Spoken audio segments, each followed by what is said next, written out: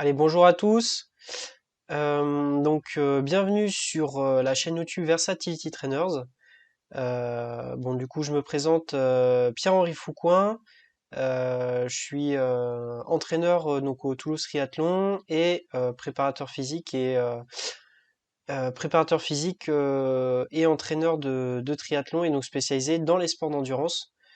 Euh, donc Aujourd'hui, on va analyser une grosse problématique pour les triathlètes qui est la natation. Beaucoup de triathlètes sont nageurs et coureurs et, euh, et très peu sont très bons nageurs, surtout sur le longue distance dont je suis particulièrement axé sur le longue distance parce qu'en tant que pratiquant et en tant qu'entraîneur aussi de nombreux triathlètes longue distance spécialisés sur distance, donc Ironman. Ici, donc, on a un triathlète d'une cinquantaine d'années qui est bon rouleur, bon coureur. La natation, il s'y est mis un peu plus tardivement. C'est un ancien rugbyman. Souvent, comme beaucoup de rugbyman, quelques soucis de mobilité d'épaule. On va voir tout ça dans la vidéo. Euh, En attendant, voilà, on va analyser donc sa technique, voir ce qui ne convient pas au niveau technique, quels sont les points à améliorer, quels sont les axes. euh, et puis voilà, on va voir tout ça en vidéo.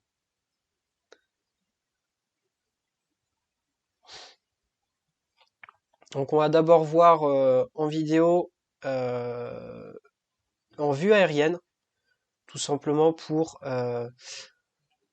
hop, donc là, vue aérienne accélérée, à vitesse réelle, pour un petit peu se rendre compte en vue d'ensemble déjà des premiers points. Donc là, je lui ai demandé de se mettre à allure 1500. Voilà, allure 1500, donc pour lui c'est autour de une 40, une 38 au 100. Donc c'est un triathlète qui est plutôt axé sur le court distance en vétéran.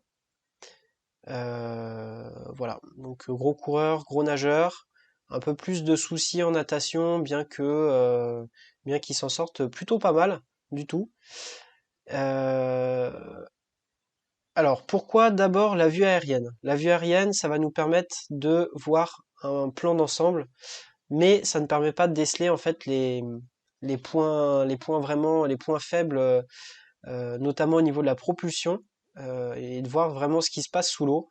En soi, j'aime bien dire que on s'en fiche si la technique aérienne est moche, si le retour de bras est moche, du moment que il respecte des moments de force qui ne vont pas en pâtir sur l'économie de nage. Et en soi, on s'en fiche d'avoir une nage moche du moment qu'elle est efficace dans l'eau.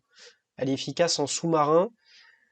Donc la vue aérienne permet de déceler des gros problèmes techniques majeurs, mais elle ne permet pas de voir tout ce qui est petite finition ou vraiment problème de propulsion sous l'eau ou placement sous l'eau. Donc j'aime plutôt dire que la vue aérienne peut être une conséquence des problèmes techniques de traction sous l'eau. Voilà, donc on va voir tout ça. On va voir en fait dans un premier temps donc la vue aérienne, ensuite ce qui se passe sous l'eau, et puis en toute fin de vidéo, on reviendra sur la vue aérienne pour dire, ben voilà, là on avait observé ça sous l'eau, on comprend mieux pourquoi il se passe ça en aérien. Allez, je vous laisse visionner tout ça. Voilà, donc première vue en ralenti, on reprend la même session.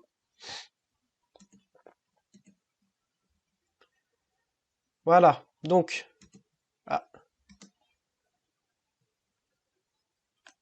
hop, on va revenir un peu en arrière. Voilà, donc ici, on peut voir que normalement son bras, en fait, il devrait se laisser glisser sur son bras ici, pendant que le bras droit est en retour aérien. Ici, gros problème déjà qu'on peut observer, c'est que son bras d'appui sur la glisse, ben, au lieu d'être à l'horizontale à plat sur l'eau, mais ici il est déjà en train d'entamer une traction dans l'eau. Donc du coup la traction forcément n'est pas efficace. En plus, il n'a plus d'appui devant, il se retrouve, en fait, il nage en bras opposés, c'est-à-dire qu'il nage en moulin. Voilà. Donc ça, c'est une première chose qu'on peut observer, qui va être d'ailleurs, vous allez le voir, un point majeur. Allez, donc on va voir la suite.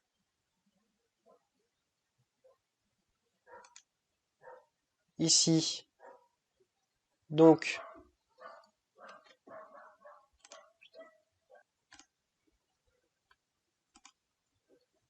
ici, donc,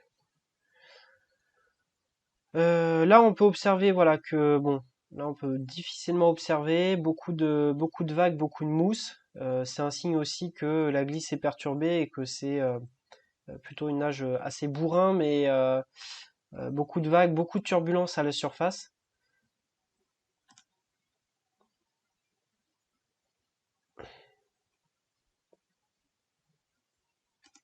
Voilà. Donc là, on vient souligner ici la nage en opposition et non pas une nage en semi-rattrapé comme il faudrait. Donc toujours le bras qui coule complètement. Donc c'est notamment surtout le bras gauche, hein. Sur le bras droit, on le voit moins, mais sur le bras gauche, c'est assez frappant.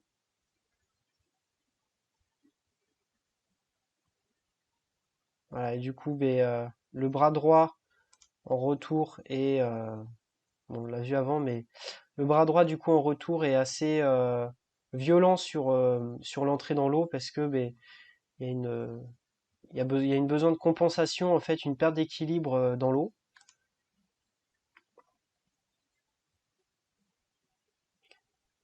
Alors là, on voit que déjà ici, sur le bras droit, quand le bras droit est en glisse, la respiration, elle est déjà un peu plus coordonnée. Le bras droit se laisse glisser plus longtemps. Bon, il coule quand même, mais voilà, on a moins cet effet de nage en opposition. Bon, le bras droit a coulé quand même, mais c'est minimisé par rapport à la gauche.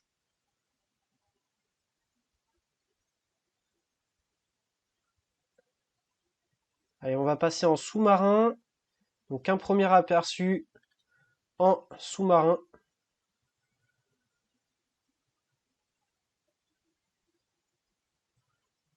Voilà, donc un battement de jambes à première vue légèrement bas. Ah, on va parler des des choses qui sont aussi positives. Donc ici, par rapport à une perpendiculaire ici, le regard nickel. Le regard est bien dirigé vers le sol à peu près 25 degrés.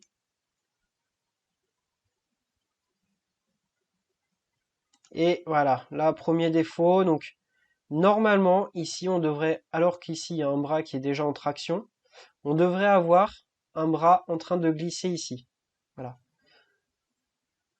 Donc, ce qui fait que, en fait, l'épaule va plonger au lieu au lieu de venir en traction. Donc ça, c'est le premier gros point négatif. Hop, excusez-moi. Donc ici, ça symbolise, la flèche symbolise en fait le bras qui devrait être placé ici.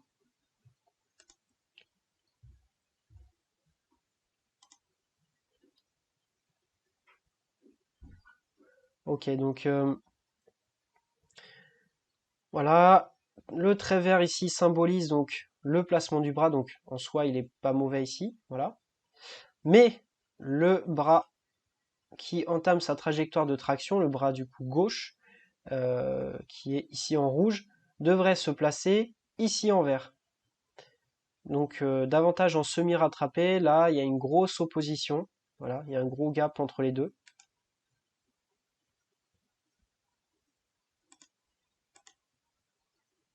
Allez, on va voir le reste en ralenti.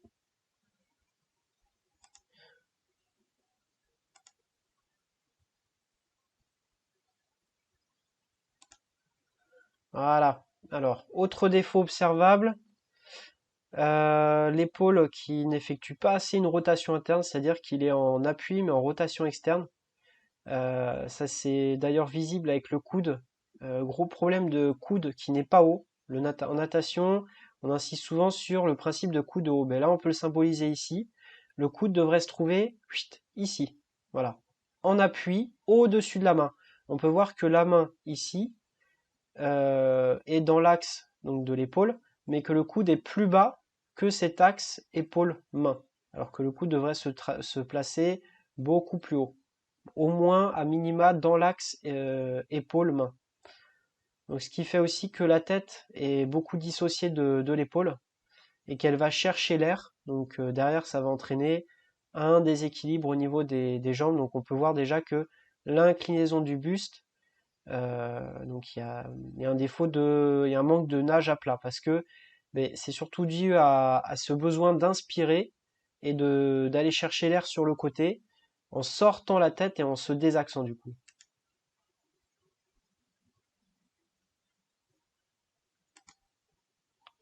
Voilà, là on le voit parfaitement. Donc cette vrille du bassin. Ici on va chercher à compenser avec, euh, un battement de jambe beaucoup trop puissant du coup et peu économique. Euh, donc la respi, elle est en train de se faire sur le côté gauche. Et voilà, là le placement du bras devrait être ici sur la flèche verte. Et on le trouve ici sur la flèche rouge. Allez, donc ici, voilà, le bras est beaucoup trop bas, il est en train de couler complètement. Il n'est pas en recherche de glisse devant. En fait, il a déjà entamé cette traction. Et donc ici, on a une bonne perte de 20-30 cm de traction. Voilà. De plus, ce bras qui pourrait se coller, donc se coller ici à l'oreille en glisse, permettrait d'empêcher en fait cette vrille complète du bassin, enfin du buste, et un roulis du coup exagéré. Parce que là, on peut voir sur cette respiration à gauche que du coup il y a un roulis excessif qui va être compensé du coup par ici on peut le voir un battement de jambe complètement désaxé. Voilà. Alors il y a néanmoins une volonté, on peut le voir ici, de garder le bassin dans l'axe et de compenser justement enfin de dissocier le bassin du buste, mais qui va du coup être compensé par un battement de jambe complètement désaligné. Donc pour moi là le souci vient essentiellement voilà de ce bras qui n'est pas en glisse devant mais qui va être en début de traction et donc ça crée un manque d'appui en fait sur l'eau et donc qui va être compensé par enfin, un roulis qui est un peu trop fort et qui va être compensé par un battement de jambe beaucoup trop puissant et marqué.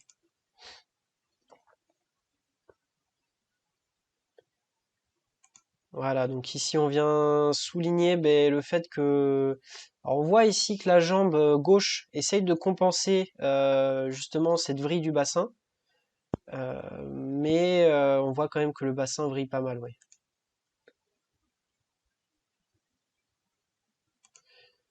Alors on va... Alors voilà, là on vient souligner donc l'angle assez excessif au niveau du battement de jambe, la cassure du genou. Toujours par rapport à ce souci de vrille. Ici, on peut voir un angle de cheville qui est un peu trop important. Voilà, donc besoin de mobilité de cheville ou de relâcher la cheville. Mais voilà, l'angle ici, 137 degrés, ça commence à être assez costaud.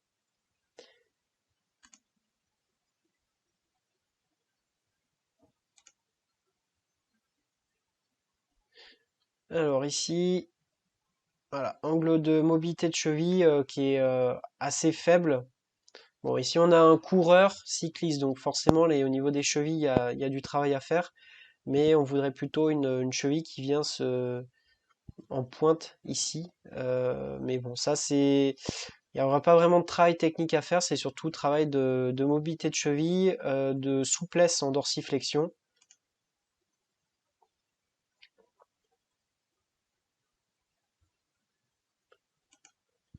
Alors, ici cette flèche elle symbolise, voilà, donc ici on a la fin de la traction, le coude doit être sorti de l'eau à peu près à ce niveau-là. Là on a la main qui est en train de sortir de l'eau. Ici, on devrait avoir ce bras qui devrait, voilà, se placer au niveau de la flèche verte. Donc on voit aussi que le bras gauche est beaucoup trop bas, un peu moins que quand la respiration est du côté gauche, pardon. Donc c'est minimisé, mais là on va observer un autre phénomène, c'est que voilà, on a toujours ce problème de coude trop bas. Ici on devrait avoir un axe épaule-main qui devrait être beaucoup plus haut, avec le coude beaucoup plus haut, donc à peu près au niveau de, voilà, de la souris ici, pour venir faire euh, une traction efficace.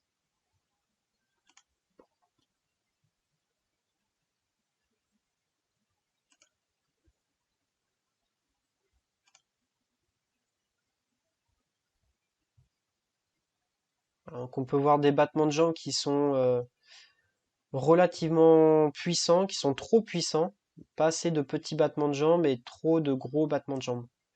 Allez, on va voir tout ça en accéléré.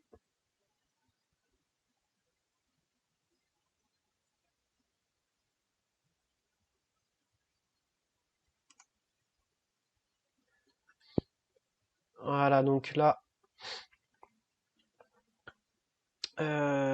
ici donc le bras, toujours la même chose qui coule, le coude trop bas, pas de rotation interne de l'épaule. Donc la rotation interne, pour rappel, c'est, voilà, par exemple là, je n'ai pas de rotation interne, je viens faire une rotation interne et en fait je lève le coude. La rotation interne entraîne la levée du coude. Voilà, c'est une levée du coude, coude haut, ce fameux coude haut qui entraîne une rotation interne. Et l'intérêt en fait d'une rotation interne, c'est que vous allez mobiliser. Alors, quand vous n'avez pas de rotation interne, vous allez surtout être sur les épaules. Quand vous venez faire une rotation interne avec le coude haut, au lieu de mobiliser uniquement que les deltoïdes, vous allez aussi mobiliser les dorsaux, qui sont des muscles beaucoup plus puissants que les deltoïdes, et donc avoir une économie de nage qui est vraiment différente et bien plus conséquente. Alors ici, la flèche, elle va symboliser en fait le parcours de l'appui au niveau de la main. Donc on peut voir ici que la main, elle est à plat. Bon, si on considère que là, il est en train de glisser, en soi, la main qu'elle soit à plat, c'est normal. Mais quand il va entamer de sa traction, on va regarder le chemin que parcourt l'appui de la main.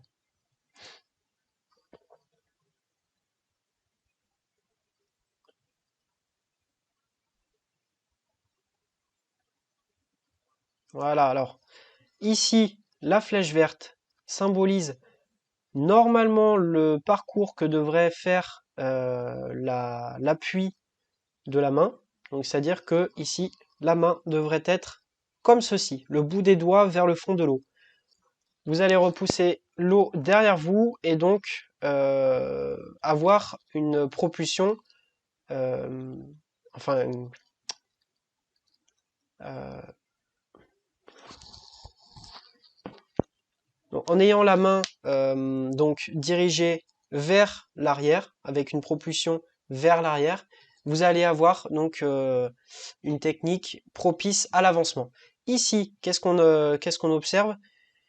Eh bien que l'appui est dirigé vers le fond de l'eau, alors que ici on devrait déjà avoir avec le coup de haut, la main, l'avant-bras dirigé comme ceci, et une légère cassure du poignet qui permet de terminer, de tricher légèrement pour avoir un appui qui est dirigé vers l'arrière et donc propice à l'avancement.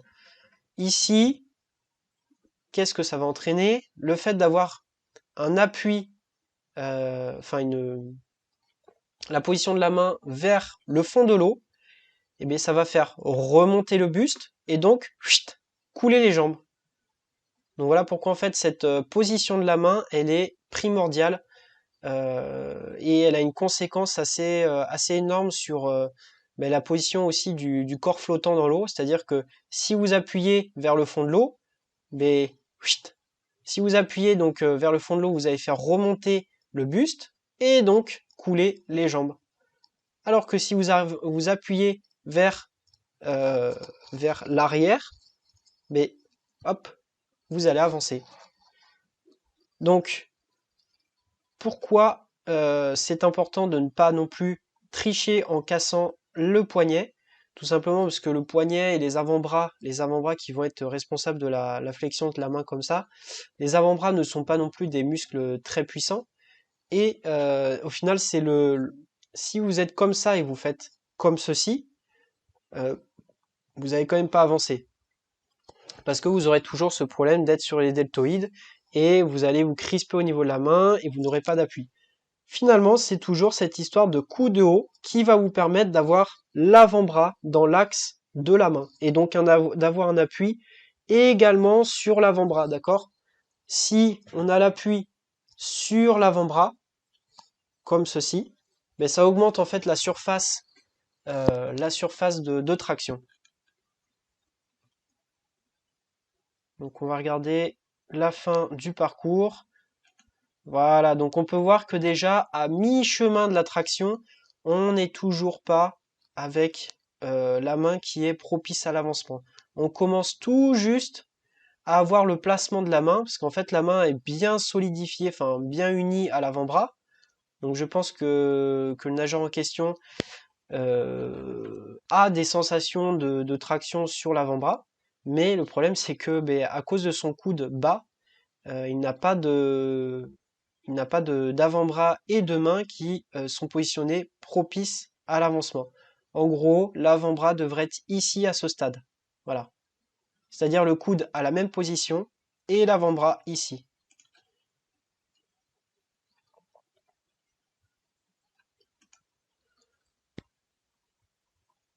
Hop, donc ici la fin de la traction, là on peut voir qu'on a perdu quasiment une demi-traction entière.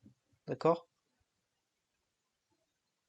Donc un demi-coup de bras entier de perdu.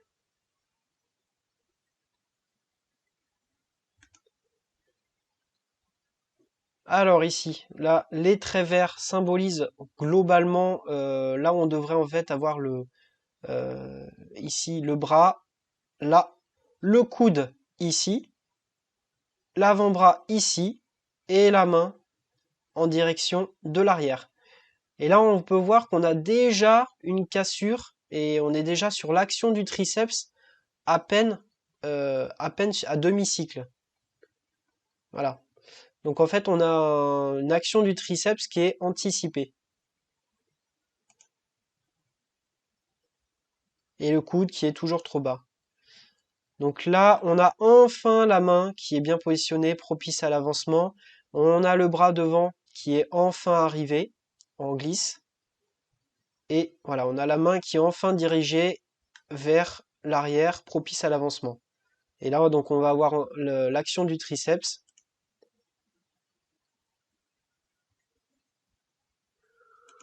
Voilà, bon, la fin de traction est correcte. On remonte à la cuisse. Donc il n'y a pas de, on a une bonne action du triceps, donc ça c'est plutôt correct. Heureusement parce que finalement c'est tout ce qui lui sert pour avancer parce que la moitié du coup de bras est perdu dû à une mauvaise position de la main. Donc on peut dire qu'il avance avec les triceps en fait, quasiment. Allez, on va voir en vue sous-marine au niveau ventral. Allez, un petit passage rapide pour voir la vue d'ensemble. On va pouvoir voir un petit peu la coulée aussi. Voilà, vous pouvez déjà observer ce qui ne va pas. Alors, là, on peut voir, voilà, là on peut voir le fameux, la fameuse nage en opposition, le bras qui est déjà en train de faire la coulée, la traction, alors qu'on devrait l'avoir en glisse ici. Le bras qui est à la surface et qu'on devine à travers l'eau, on devine qu'il est en train d'entamer le retour aérien. Donc on peut voir en vue sous-marine ventrale toujours ce problème. Hop, ça y est, donc le bras arrive. Ici, le pouce trop ouvert. Là, on peut distinguer le pouce. Et qu'est-ce qu'on observe ici? Donc on observe une cassure du coude. On devrait en fait avoir la main chut, qui remplace la flèche verte. Or, la main en fait vient couper l'axe et remplacer la tête. Voilà, donc en fait ici on devrait avoir le bras qui se tend, qui vient chercher, qui se grandit. Et au lieu de ça, en fait, une cassure au niveau du coude. Et ce qui entraîne la main qui vient casser l'axe en fait, l'axe transverse comme ça. Et donc ça va créer un déséquilibre et une compensation au niveau des jambes. Bon là on insiste sur la position de la main. Voilà, et ça va entraîner aussi une compensation donc des jambes, un roulis excessif. Hop. Alors bon, ben là on va pas revenir sur ce souci de coordination. Euh, Ici, la main rentre dans l'eau et pareil, elle ne se tend pas. Donc on peut voir ici qu'elle est complètement... on a une perte d'allonge en fait. On a une perte d'allonge ici. On pourrait aller chercher beaucoup plus loin dans l'eau au final, en se grandissant davantage.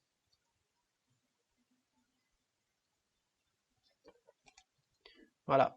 Hop, toujours pareil. Ici, le coude il y a une flexion du coude qui est anormale. On voudrait que ce coude rentre aussi à l'intérieur, que la main reste à sa place dans le prolongement de l'épaule. Or là, elle vient plus loin que le prolongement de l'épaule, elle vient casser la ligne au niveau de la tête. Ah, et oui, ici, j'allais oublier. Ici, bon, c'est un peu flou, mais on peut deviner ici la main qui entame une traction alors qu'on est pile en dessous. euh, on est pile, euh, comment dire, on est complètement en train de casser les lignes, enfin comment dire, la vague qui vient sur le long du corps. Euh, c'est un gros problème en fait. Alors j'aime bien prendre cette illustration-là.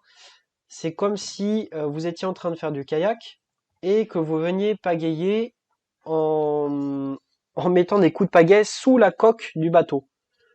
En fait, ça va être complètement contre-productif. Là, j'ai schématisé ici donc en ligne verte le chemin normalement que devrait faire la main pour aller chercher l'appui. D'accord? Alors bon, là j'ai dessiné un léger S. En soi, il n'y a pas de différence si vous faites un I, si vous nagez en I ou en S. Bon, il y a la vieille école du S, le I est très bien aussi, du moment qu'on reste dans le prolongement ici de la glisse, d'accord, dans la vague. Ici, on est complètement en train de couper cette vague, on rentre sous le buste, alors qu'on devrait longer les côtes, longer les cuisses et sortir, d'accord? Donc là, travail d'appui pour aller chercher l'appui beaucoup plus large.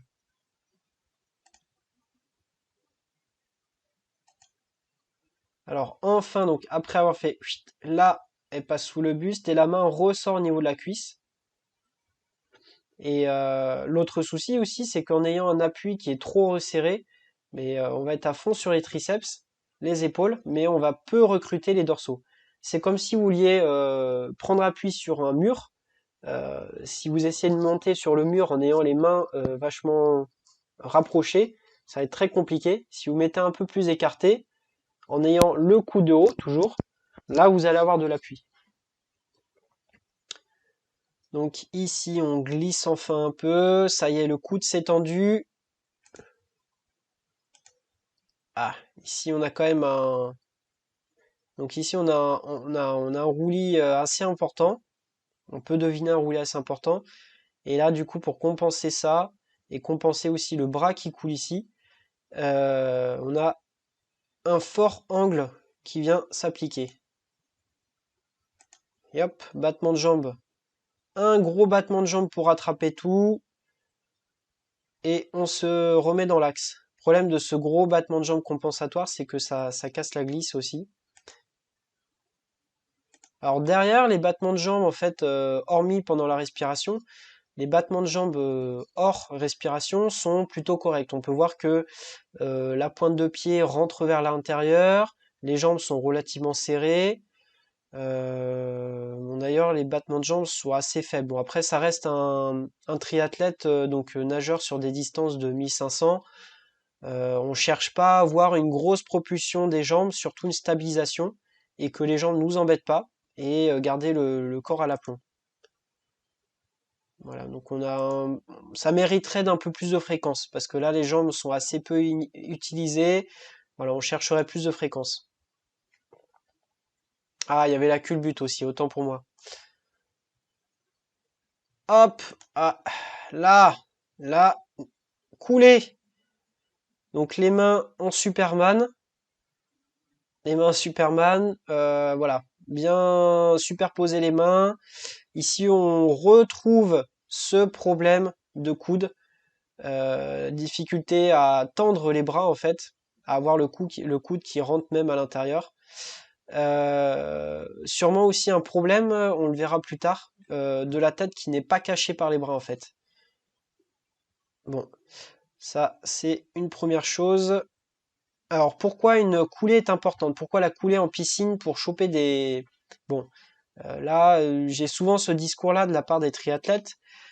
La coulée en crawl, en piscine, à quoi ça sert? Parce que en triathlon, on n'en fait pas. Mais tout simplement bon, la natation est un sport de kinesthésique.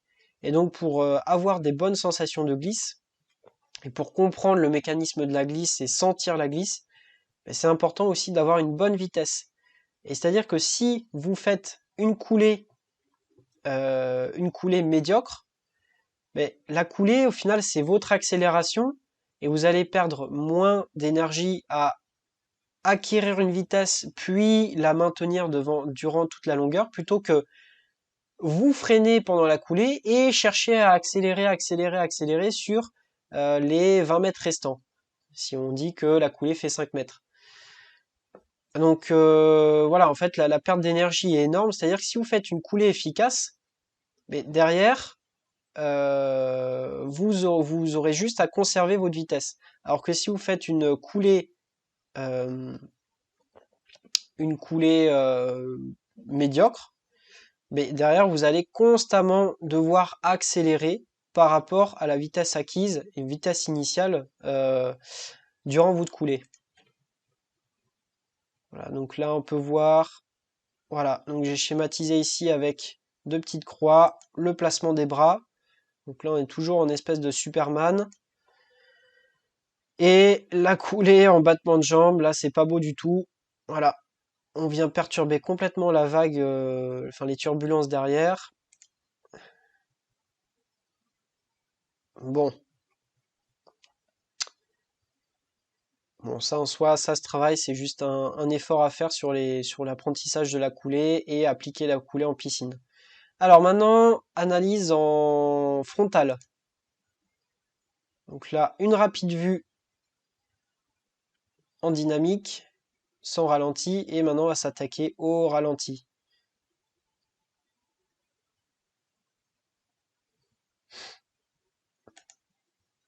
Voilà. Le bras qui coule, là on le voit vraiment très bien. Bras, pour le coup, qui est trop tendu, parce qu'il est en recherche d'appui, il est en recherche de glisse et non pas en traction au final.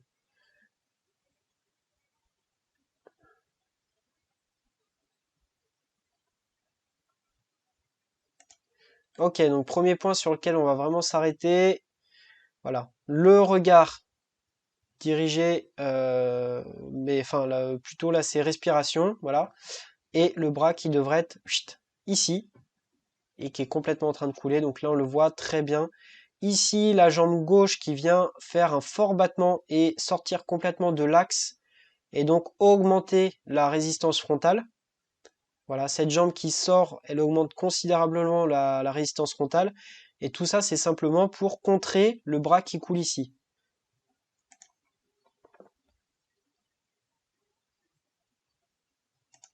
Alors ici, on peut remarquer que, eh ben, curieusement, même si notre nageur a du mal à tendre les bras, mais il étend pas là où il faut.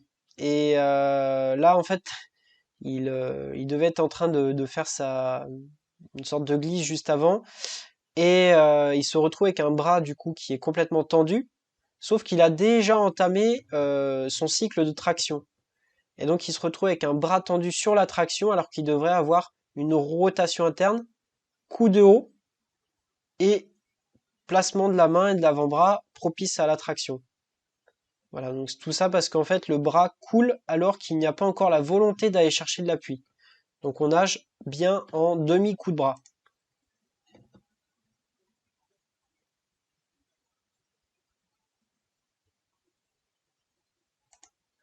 Voilà. Donc là, donc cette ligne, cette flèche verte symbolise le bras gauche qui devrait déjà être dans l'eau, en train de glisser, et le bras droit qui, lui, donc lui, ça y est en traction. Il a enfin commencé sa traction. On peut voir que là, on devine que voilà, les doigts ont commencé à être vers le fond de l'eau, donc on est déjà à la moitié de la traction. Donc on a bien perdu une moitié de traction de bras. Et on devra avoir le coude qui vient. Bon, là, j'ai un peu pris large, mais voilà.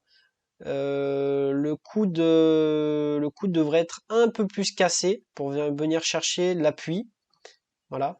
Et euh, la main, donc là, elle est légèrement dirigée vers l'intérieur. La main devrait rester dans l'axe vers le fond de l'eau. Voilà. Donc là, on peut voir que la main est en train de ramener l'eau par là-bas, alors que nous, on voudrait qu'elle l'amène vers l'arrière. Là, ici, le coude, il devrait être beaucoup plus haut. Et alors que normalement, on est en traction, donc à plat dans l'eau, là, on est toujours sur une espèce de roulis.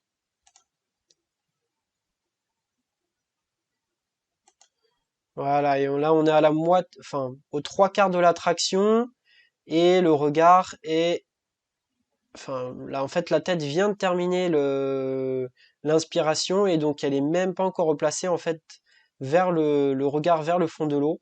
Donc là, on a un gros problème de coordination entre la traction et le placement de la tête au niveau de la respiration. Donc le placement de la tête est trop tardif.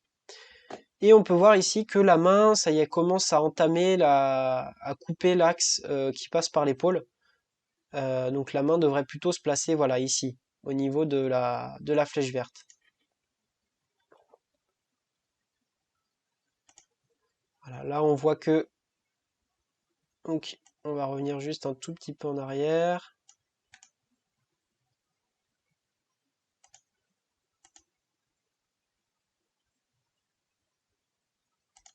Voilà, là. Là, on peut voir que la main est franchement en train de casser la ligne du coude. Bon, ça passe juste, mais il y a le bout des doigts qui vient quand même appliquer une traction sous le buste, alors que la main devrait vraiment être beaucoup plus sur l'extérieur. Donc ça y est, on a la main, le bras gauche qui est enfin rentré dans l'eau, alors qu'on vient de finir la traction sur le bras droit. Voilà.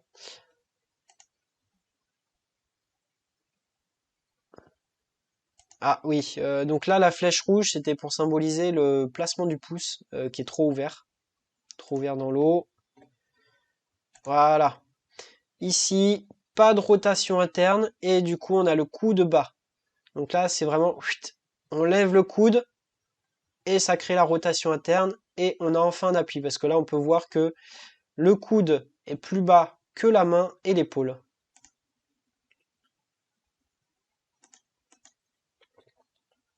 On va voir ça en dorsale.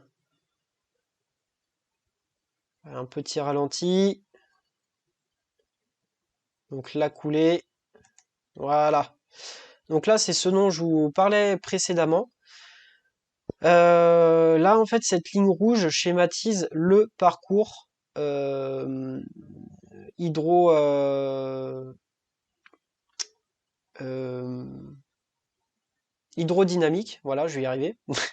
On peut voir d'ailleurs au niveau des bulles qu'elles suivent cette ligne-là. Donc les bras, coudes, les coudes sont trop bas, toujours ce problème de coude bas. pas de rotation interne de l'épaule. Donc au final, la rotation interne de l'épaule, vous pouvez aussi la bosser sur des coulées. Donc là, on est toujours avec cette position Superman.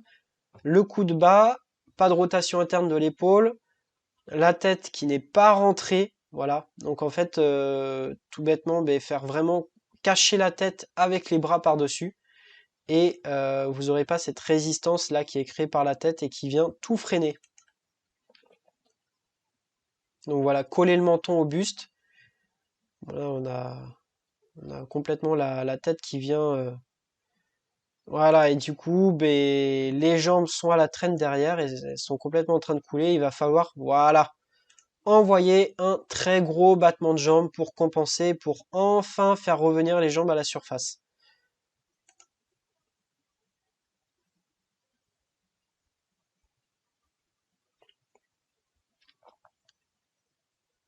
Donc en soi, on peut voir que notre triathlète sait battre des jambes, mais il est obligé de mettre des gros battements, gros coups de battement de jambes pour pouvoir compenser tous ces déséquilibres.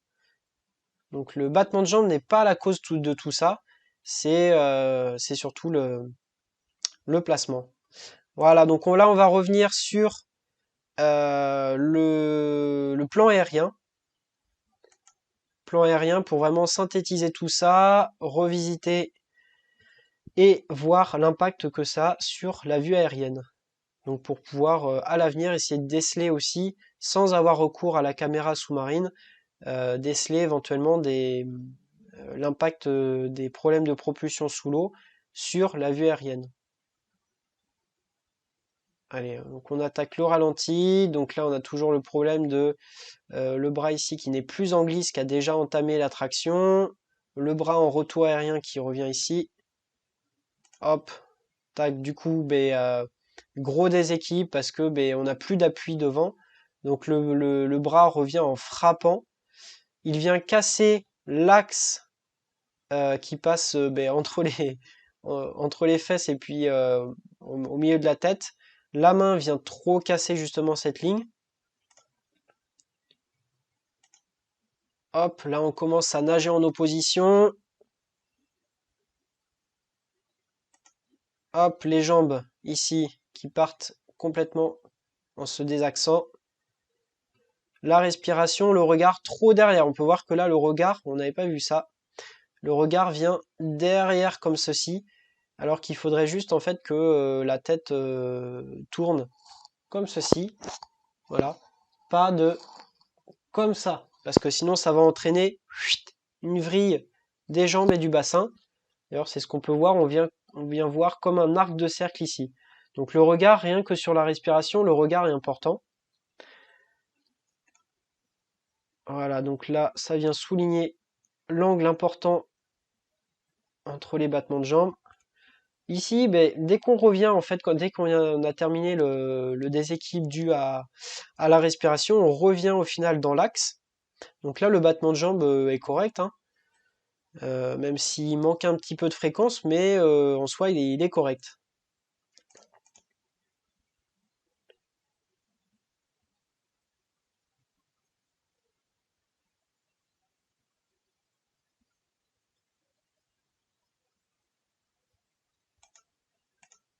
Voilà, là on la voit bien, l'opposition, le bras qui devrait être ici, le coude qui revient. Ce qu'on peut voir aussi, c'est que sur le retour aérien, alors il faut choisir. Soit on nage bras tendu, mais dans ce cas-là, on a le bras qui est vraiment tendu sur le retour aérien, dans l'axe, comme ceci. Soit on a le bras qui retourne en aérien, coude cassé. Mais par contre, pas d'entre-deux, c'est-à-dire pas le bras sur le côté tendu. Là, on a une espèce de mix où il a le coude à moitié tendu, à moitié cassé, sur le côté. Mais c'est simple. Si vous prenez une haltère, que vous faites ça, comme ça, vous pouvez tenir, bon, peut-être pas des heures, mais vous pouvez tenir un certain nombre de temps. Par contre, si vous faites comme ceci avec une haltère, je vous mets au défi de tenir déjà une minute avec, avec 10 kilos. Si vous prenez 10 kilos comme ça va. Ici, vous augmentez fortement le moment de force. Et donc, même si, bon, on a juste à porter le poids de son avant-bras, de son bras, ça, sur une heure de natte, ou même sur un 1500, vu le nombre de coups de bras, en fait, vous allez vous fatiguer les épaules de façon beaucoup trop précoce, alors que vous pourriez relâcher au final vos épaules. Donc, au lieu de récupérer en ayant un retour de bras, coup de haut ou bras tendu dans l'axe, mais vous avez au final une fatigue de l'épaule alors que vous pourriez récupérer. Donc là, on le voit bien, il vient coiffer sur le côté et balancer devant. Voilà. Là, on le voit bien, il vient en fait rapidement casser ici. Là, le retour de bras qui ne se fait pas coude haut ici, mais coude beaucoup trop décalé, et donc il va venir faire un demi-cercle et coiffer ici. On va voir ça. Hop! Et ouais.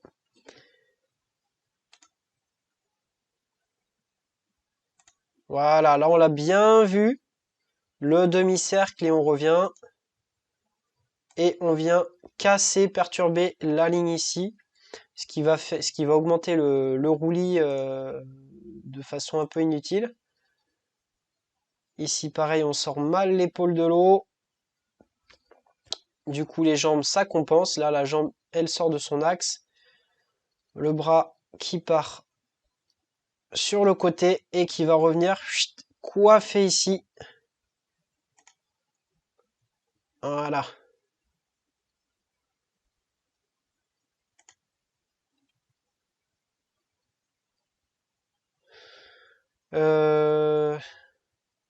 Ouais, donc c'est ça. Ça symbolise, voilà, la flèche verte que j'avais mise, ça symbolise finalement enfin, ici ça devrait être le coude, la main, voilà, tac, le bras, coude et main. Voilà, ici on a la main qui est beaucoup trop éloignée du corps et donc un moment de force qui est largement augmenté et donc une fatigue précoce des épaules. Ah, et ici, ben, le bras qui glisse, le bras gauche, devrait être ici en train de glisser, alors qu'il est déjà en train d'effectuer une demi-traction. Voilà, on entre en grand fracas parce que ben, on n'a plus de bras devant qui en appuient. Donc ben, on est en déséquilibre complet et on vient essayer de se rééquilibrer en entrant en grand fracas. Comme si vous essayez de vous rattraper en fait dans l'eau. Et ici, ben là, on le voit vraiment très bien. L'axe qui passe entre les fesses et la tête. Et ici, on vient complètement couper cet axe en perturbant, en entrant, enfin en croisant le bras en fait, en débordant de cet axe. Donc ce qui va entraîner ben, un déséquilibre derrière.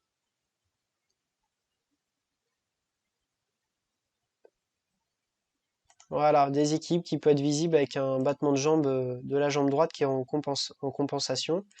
Et là, on peut voir que là, on était comme ceci dans l'axe. Enfin, l'axe était comme ceci.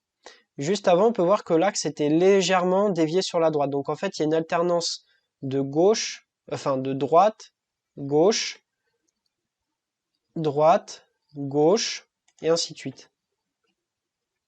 Donc d'où une difficulté peut-être à nager droit aussi en eau libre. Avec cette main qui vient rentrer dans l'axe. Donc la respiration, mais la grosse compensation au niveau des jambes, un très grand angle qu'on pouvait difficilement voir avant, hormis avec cette vue aérienne du dessus. Là, on peut vraiment bien voir que les jambes partent complètement au grand écart pour compenser la respiration et le problème des bras.